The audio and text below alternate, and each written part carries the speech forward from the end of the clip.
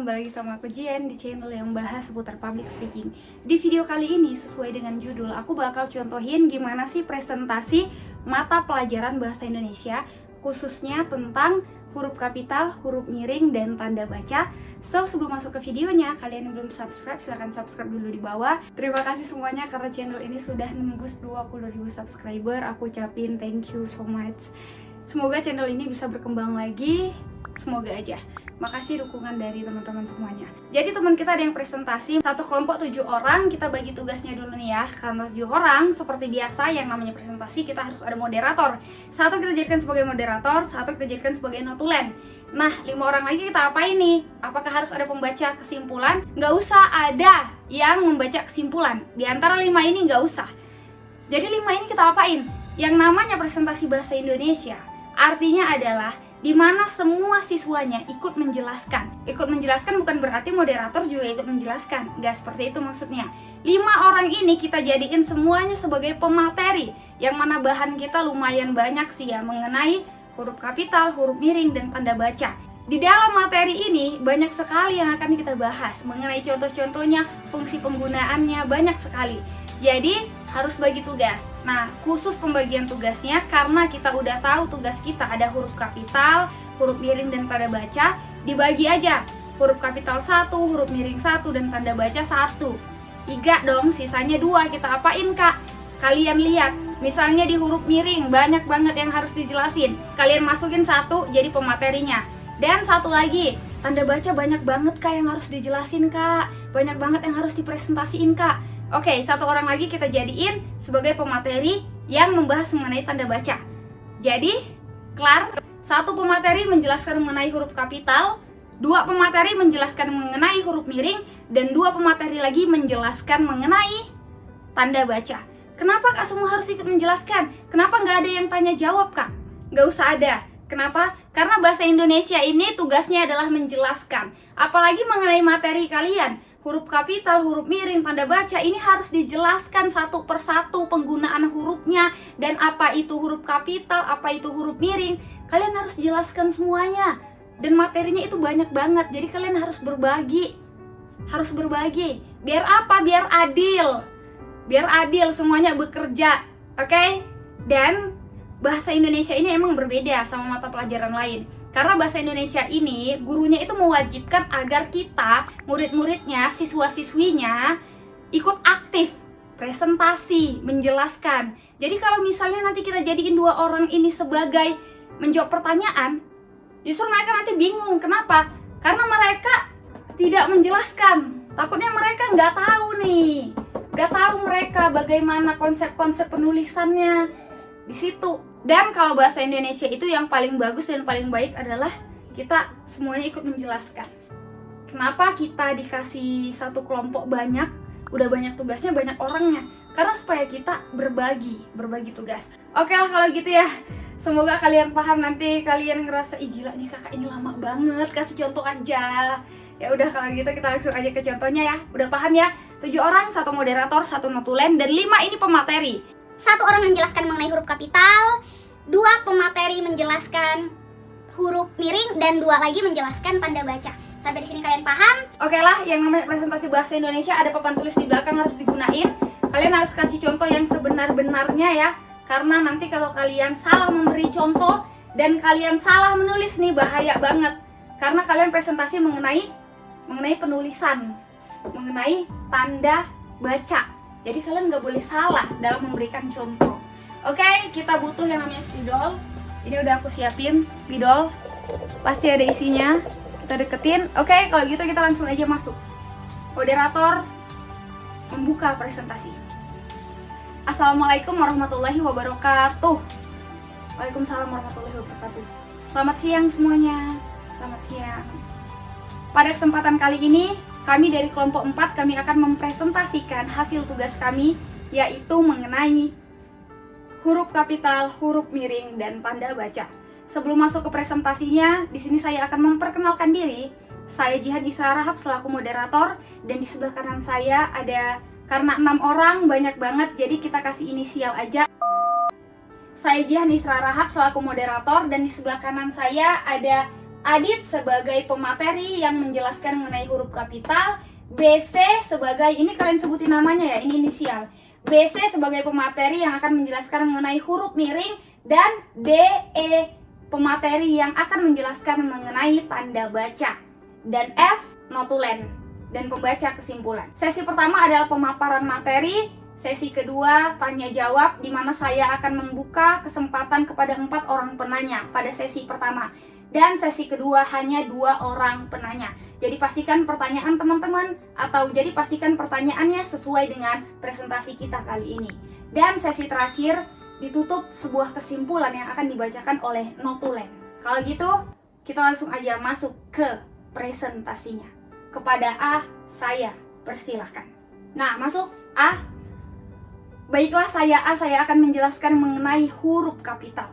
Huruf kapital atau yang kita kenal dengan huruf besar. Menurut KBBI, Kamus Besar Bahasa Indonesia, huruf kapital adalah huruf yang berukuran dan berbentuk khusus, lebih besar dari huruf biasa. Yang lebih besar daripada biasa. Apakah seperti ini yang disebut huruf kapital? Tidak ya. Ataukah seperti ini? Iya. Nah, ini disebut dengan huruf kapital. Berarti yang ini, walaupun penulisannya tetap besar, dia termasuk non-kapital.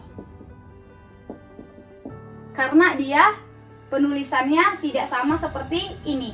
Kalian kasih tabel huruf kapital, non-kapital. Ini huruf kapital, ini non-kapital, ini huruf abjad kapitalnya A, B, C, D, dan E. Jelas berbeda ya. Ini huruf biasa dan ini huruf kapital. Jadi, kalau huruf biasa seperti ini A, penulisan kita besar seperti ini bukan termasuk huruf kapital. Ini tetap termasuk ke dalam huruf biasa atau non-kapital. Sampai di sini paham? Selanjutnya, sedangkan menurut istilah, huruf kapital adalah huruf besar yang penulisannya sesuai dengan PUEBI. Apakah yang dimaksud dengan PUEBI?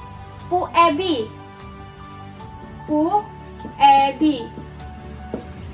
Singkatan dari PUEBI adalah Pedoman Umum Ejaan Bahasa Indonesia.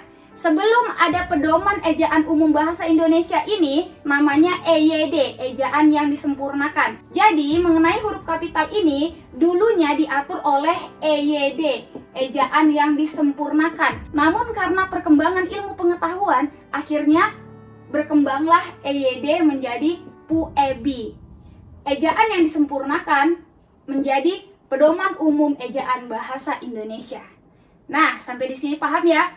Ada beberapa fungsi dan penggunaan huruf kapital, di mana ketika kita salah menuliskannya, maka kita akan membuat pembaca bingung dengan tulisan kita. Nah, fungsi dan penggunaannya apa aja? Langsung saja dikasih contohnya ya. Aku hapus dulu. Nanti kan papan tulis di tempat kalian besar, di sekolah kalian. Kalian bagi aja, di tabel-tabelin dulu. Kalian membahas huruf kapital, huruf ini. Jangan dihapus, karena kan papan tulis kalian besar. Jangan dihapus. Kenapa? Nanti pada sesi tanya jawab itu sangat berguna. Oke? Kalau ini karena aku satu dan ini kecil banget, ya aku harus tulisnya di bagian sini aja. Di bagian sini kelihatan sih sebenarnya. Kelihatan ya? Oke. Fungsi dan penggunaan huruf kapital. Yang pertama, awal kalimat. Di mana huruf kapital ini digunakan pada awal kalimat. Awal kalimat yang seperti apa? Contohnya dalam sebuah paragraf, di mana ketika kita ingin membuat paragraf, maka kita harus menuliskan awalnya dengan huruf besar atau huruf kapital. Contohnya mengenai pengalaman hidup ya.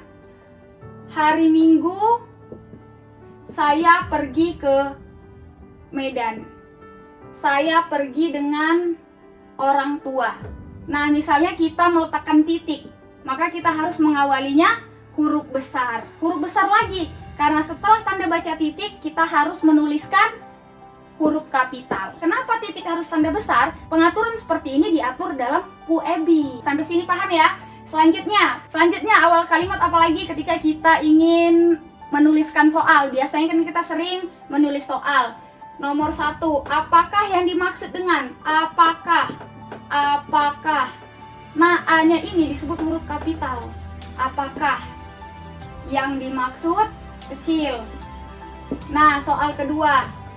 Di mana rumah Dini? Di mana? D-nya ini harus besar. Inilah yang disebut dengan huruf kapital yang terletak di awal kalimat. Fungsi dan penggunaan kedua. Petikan langsung atau petikan kalimat. Ini aku kasih tips sama kalian kalau kalian menjelaskan mengenai huruf kapital, ya, penulisan kalian harus jelas ya. Kalau aku di sini cepat-cepat karena kan aku mencontohkan sama kalian. Tapi juga nggak asal-asalan kok. Cuma penulisannya kalau kalian ngerasa agak acak-acakan, kalian nanti presentasi kalian harus rapi, oke? Nah, ini biar cepet aja, karena nanti kalau lama-lama kalian nontonnya nggak sampai habis. Petikan langsung seperti apa? Biasanya petikan langsung ini ada dalam sebuah novel, artikel. Nah, banyak sekali petikan-petikan. Contohnya seperti apa? Contohnya, seperti kita ingin mengungkapkan kata yang tidak langsung, yaitu kata-kata dari seseorang. Misalnya, Kia bertanya, koma, masukkan tanda petik. Kia bertanya apa? Kia bertanya, kapan kita akan pulang? Kapan kita akan pulang? Nah, tanda petik. Ini.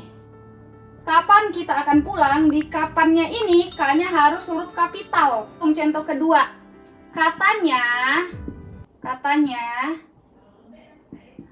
semua akan binasa.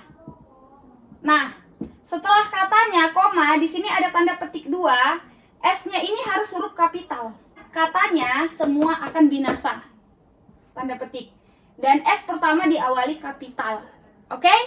Sampai sini paham ya? Selanjutnya adalah penulisan nama. Penulisan nama, gelar, julukan. Ini harus menggunakan kapital. Contohnya seperti apa? Penulisan nama. Zihan Isra Harahap. Ini huruf kapital. Z-I-H. Contoh gelar seperti apa? Misalnya Gemilang Harahap. S-H. S-H. Nah, Gemilang Harahap huruf kapital. Dan gelarnya ini juga harus huruf kapital. SH-nya ini harus huruf besar. Misalnya kita tambahkan julukan. Julukan ya. Julukan ini kan letaknya di depan ya. Jadi misalnya Jenderal. Contohnya Jenderal Sudirman. Nah, jenderalnya ini termasuk julukan. Yang mana penulisannya harus menggunakan huruf kapital. Atau gelar keagamaan, misalnya Kiai Haji K.H. Kiai Haji Ahmad Dahlan misalnya. Ahmad Dahlan. Nah, KH-nya ini harus besar. Nah, ini adalah penulisan huruf kapital yang mana sudah diatur pedoman-pedoman penulisannya dalam Bu Ebi. Jadi, kita nggak bisa sembarangan untuk menulis. Kalau kalian mau mahir menulis, kalian harus pelajari dan pahami betul mengenai ilmu penulisannya. Oke, sampai di sini paham ya? Sebenarnya banyak fungsi dan penggunaannya. Jadi kalian yang membahas mengenai huruf kapital ini, kalian jelaskan seperti aku ini ya. Dan nanti aku sampai 4 aja contohnya.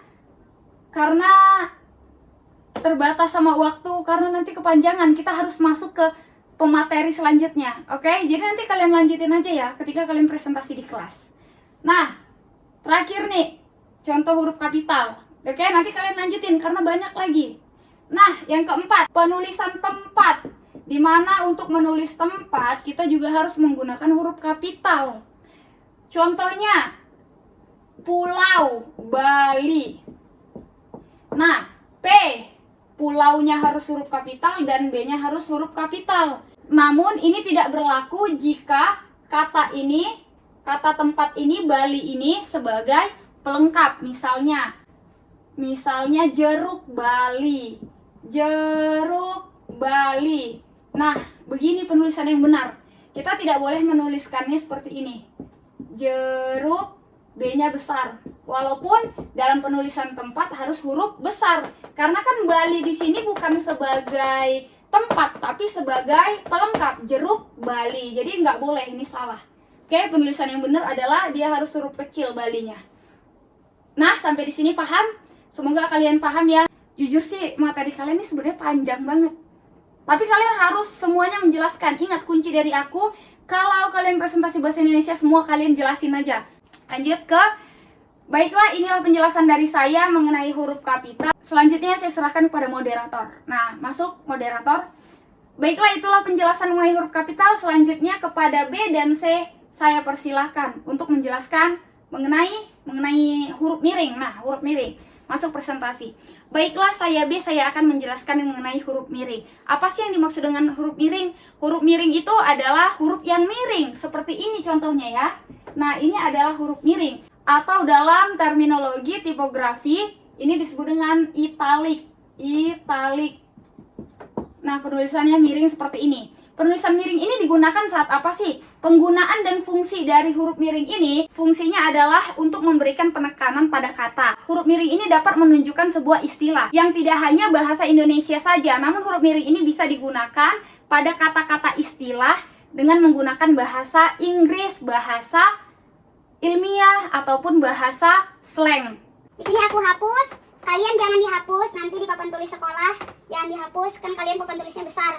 Kalian bagi aja, kalian tabel-tabelin, oke? Kita lanjut. Fungsi dan penulisan huruf miring. Yang pertama, penulisan huruf miring, penulisan nama buku. Penulisan nama buku. Kalian nanti kalau presentasi jangan disingkat-singkat seperti aku ini ya. Ini hanya untuk mempercepat durasi. Karena juga menurut aku ini juga kepanjangan ya. Ya, semoga kalian nonton deh ya. Penulisan nama buku, majalah, dan surat kabar di dalam suatu kutipan. Contohnya gimana sih? Kita masuk aja langsung ke contohnya ya. Nama buku. Buku sejarah Indonesia. Buku sejarah Indonesia kita tulis miring. Karena kan ini nama buku. Buku sejarah Indonesia miring. Nih, ini miring. Berisi teori-teori yang ada. Nah, penulisan buku sejarah Indonesianya ini harus miring. Lanjut.